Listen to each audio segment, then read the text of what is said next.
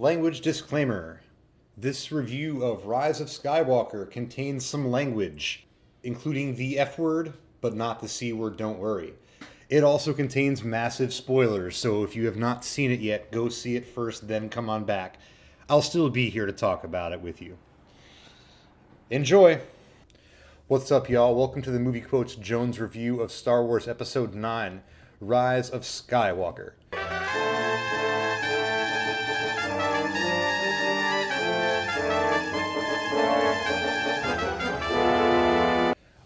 I just got home from seeing this movie. I went and saw it with my dad, and I just wanted to come out and give my thoughts on Rise of Skywalker while they're still fresh.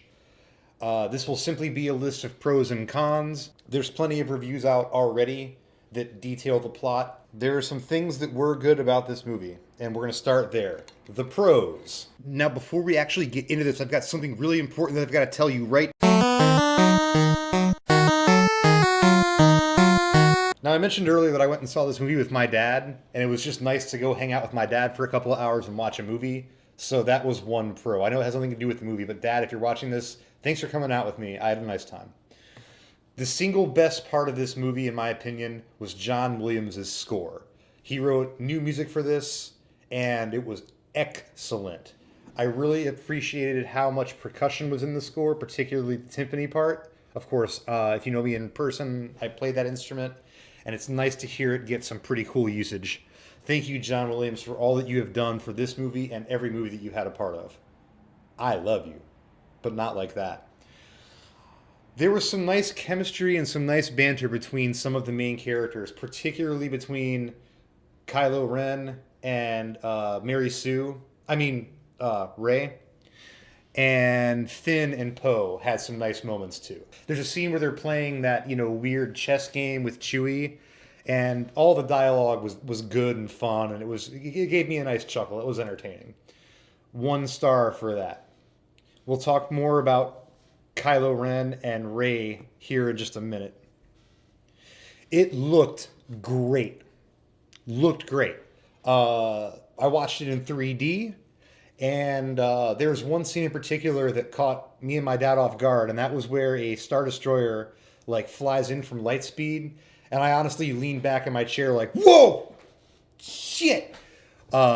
It looked great. It was very cool. It wasn't jump scary or anything like that. It was just a striking effect, and it was pretty cool. Admittedly, pretty cool. Liked it. It looked wonderful, and the final pro is it gave us a partial explanation as to why Rey is undoubtedly a Mary Sue. I know there are people that are going to disagree with me on that, but I have always thought that she was too strong, even from The Force Awakens. I remember walking out of the theater being like, this movie wasn't terrible, but how is she already so good at using the Force? And this movie gives us an insight as to why that is, and it more or less makes sense. But this is connected to a major fucking problem. Let's get into the cons list.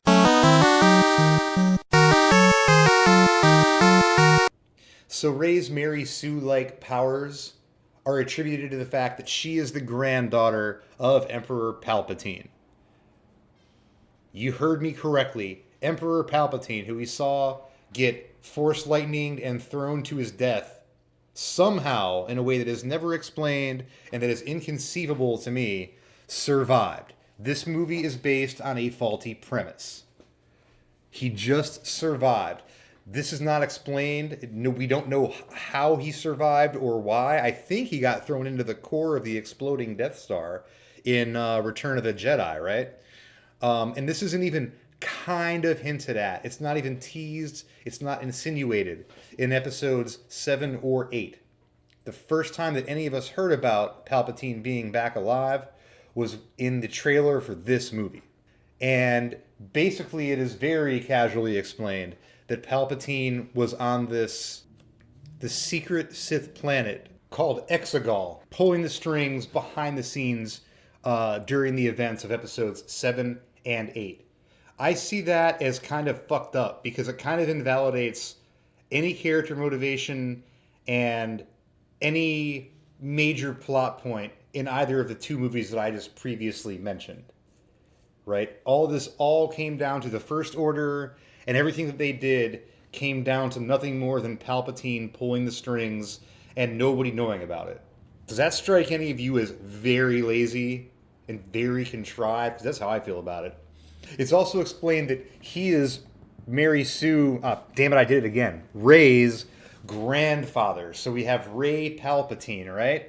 That is an obvious retcon. That was retconned in to make everybody who has been calling Rey a Mary Sue this entire time feel happy. They could have done a better job than that. They could have been more creative. They placed all of their hopes that bringing Palpatine back would be fan servicey enough that nobody would question the fact that he shouldn't be alive and that Rey's powers were magnified as a result of him being there. It didn't work for me at all. Didn't work. It just seemed like I said, lazy and an easy way to shoehorn Rey's powers in and to give us a villain that we already hate without having to actually make a new villain. It seemed to me that they had gotten themselves in such a mess with 7 and 8 that they needed to just figure out how to tie everything up nicely. And the easiest way to do it was just to say, Palpatine lived and people will pay money to come see this movie anyways, so now Palpatine actually is behind everything.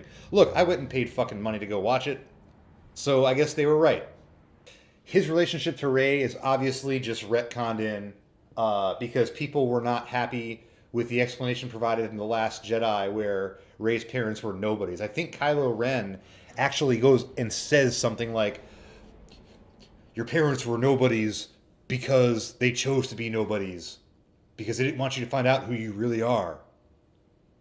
What the fuck ever. Okay.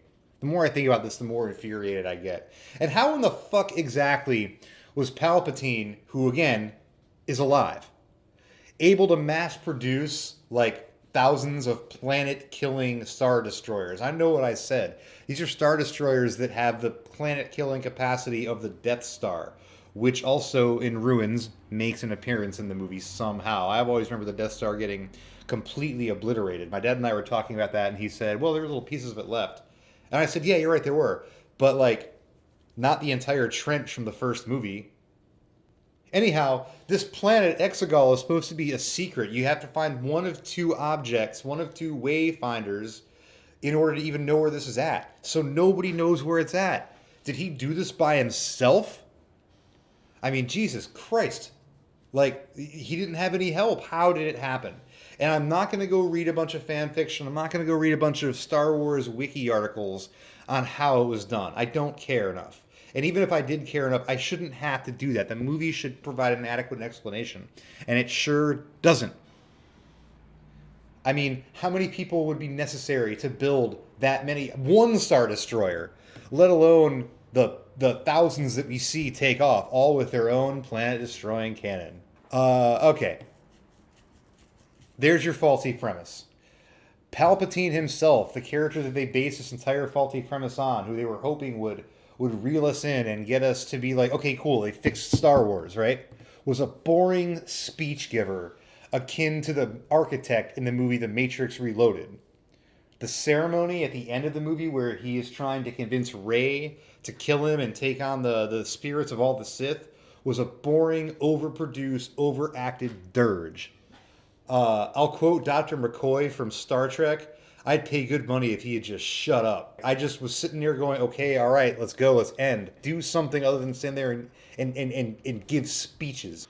Who were all those robed figures in Palpatine's chamber? Were they real? Were they apparitions? Were they Sith dark side force apparitions?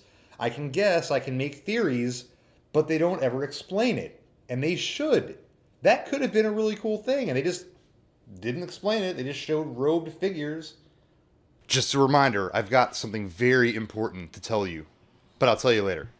During the confrontation, Palpatine sucks Kylo Ren and Rey Palpatine's life force from them, and they fall over for a few seconds, and then get back up, and Rey continues the fight. What was the point of that? Were we supposed to think they were dead? I knew they weren't dead. The movie wasn't over yet.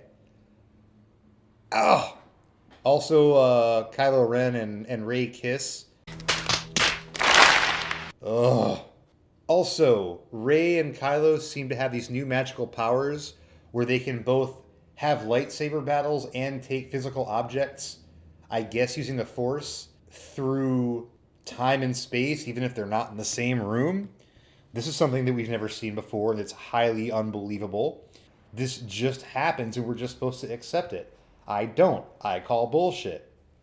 Oh my lord.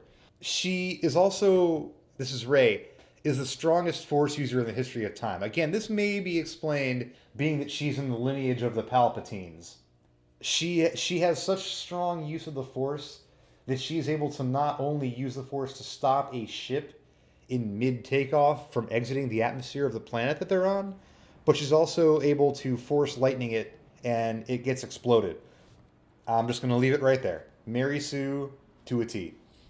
They turn C-3PO into Jar Jar Binks for a good piece of the movie. You see, there's a point where they find this dagger with like a tape measure in it, and if you hold it up to the, destroyed Death Star, it tells you where to get a Wayseeker. 3PO is able to read and understand the Sith language that's written on this object, this dagger with a tape measure in it, but he's not allowed, because of his programming, to disclose what it says. So they have to take him to this, droid jock to illegally, it's like remember when you had cable and you could get a black box and you could just pirate the cable?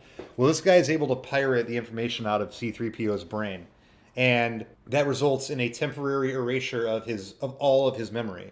So we have this hilarious running gag for probably 20 minutes where 3PO is reintroducing himself to people like R2-D2 and the people in his immediate vicinity like Rey and Poe and Chewie, and it's just so funny that I'm glad they introduced it. I laughed my ass off. I laughed so hard that milk came out of my nose and I wasn't even drinking milk. This movie seems like a desperate attempt to thumb its nose at The Last Jedi. Thankfully, Disney at least acknowledges that most of us thought The Last Jedi was a steaming dumpster fire, but here's how they do it. Now, there's one thankful... There is one thing that thankfully happens, and that is that they reduce Rose Tico's role by an order of magnitude for The Last Jedi. And I'm glad, because she was one of the worst things about that. Palpatine explains Snoke. Y'all remember Snoke? Well, in case you didn't, here's a reminder. There was a guy in episodes 7 and 8 called Snoke, and he was going to be like the new emperor. And he is very non-ceremoniously killed in episode 8 by Kylo Ren before we learn anything about him. And Snoke is brought up, and for a second I kind of sat there and went, oh good, they're going to talk about him. They're going to explain who he was and why he was important. Well, they do talk about him. Palpatine spends one sentence explaining that he created Snoke. That's literally it. His explanation is as non-ceremonious and indifferent as Snoke's presence in the movies themselves. Could have been really cool. Could have been something that we learn. I think everybody would have liked that. And did we get it? No, we did not. This film desperately attempts to capitalize on nostalgia. Let me give you a short list. Literally every major good guy from every Star Wars movie in existence makes some kind of an appearance, including Han Solo and Lando in the flesh, Luke as a ghost, Yoda is in a voiceover, and I'm pretty sure that I heard Obi-Wan Kenobi in there in a voiceover too. Chewbacca is given a medal at the end of this movie. Chewbacca is given a medal at the end of this movie. Get it? Do you get it? Do you get why? Because he didn't get one at the end of episode 4? Well, thank God they gave him one here. I will sleep better at night knowing that they gave Chewbacca a medal at the end of a Star Wars movie. Thank the Lord Christ and the bones of all the saints that happened.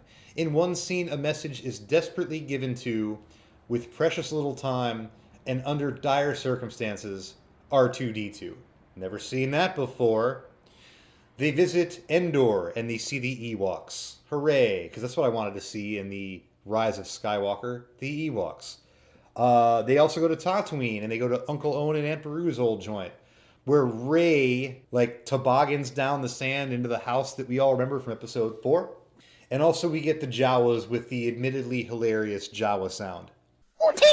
Yeah, that Jawa sound. There are several lightsaber battles between Kylo Ren and Mary Sue.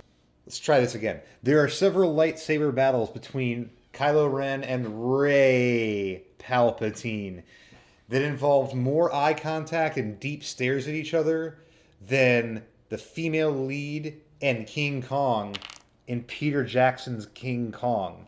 There's a point where General Leia, I guess, sacrifices herself, commits suicide mentally in order to distract Kylo Ren during one such lightsaber battle that goes on for a really long time. And involves a lot of eye-to-eye stares and this same shot over and over again where Rey has her lightsaber like parallel to the ground and Kylo Ren's is perpendicular. That shot happens at least 5 times. Doesn't get old though. No, not one bit. And he's distracted for a second. I remember leaning over to my dad and saying, "What are you waiting for? Chop his legs off or something."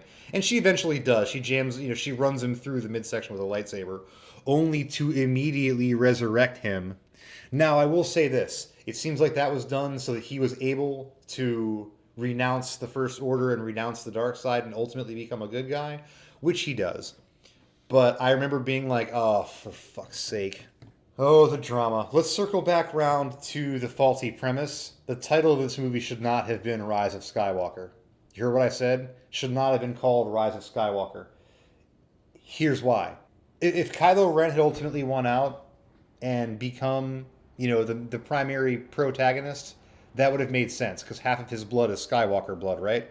Because Leia is his mom. But in the end, he dies, and Mary Sue, Rey, becomes, the last Jedi. Should have been called The Rise of Palpatine, if anything else. And I remember at the very end of the movie, somebody asked her for her name, and she says, my name's Bloody Rey. And they go, Rey who? And I remember saying out loud in the theater, don't fucking say Skywalker. And immediately she goes, Skywalker. And I went, fucking shit. Okay. Those are my initial thoughts on The Rise of Skywalker. If I had to give it a letter grade, I would probably give it a D+ or a C-.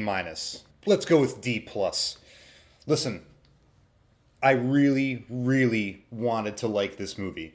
If you disagree with me, if you think I'm way off base here, please let me know in the comments. Follow me on Twitter, follow me on Facebook. Peace out.